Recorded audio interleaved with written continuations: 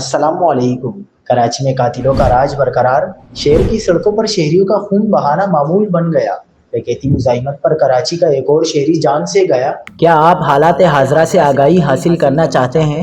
خبر کے پیچھے چھپے اصل حقائق جاننا چاہتے ہیں تو ابھی سبسکرائب کیجئے جلمل پاکستان کو اور ساتھ ہی گھنٹی کے نشان پر کلک کر دیں۔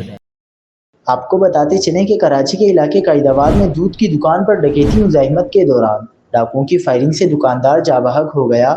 قائد آباد میں ڈکیتی مزاحمت پر فائرنگ سے جاں بحق شخص کی شناخت 37 سالہ باقر کے نام سے ہوئی ہے۔ پولیس کے مطابق جاں بحق شخص دکاندار ہے۔ مقتول دودھ کی دکان پر کھڑا تھا۔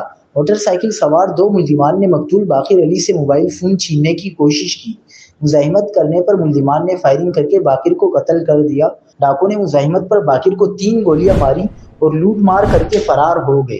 پولیس کے مطابق رواں سال ڈکیتی مزاحمت پر جاں بحق افراد کی تعداد 73 ہو گئی ہے۔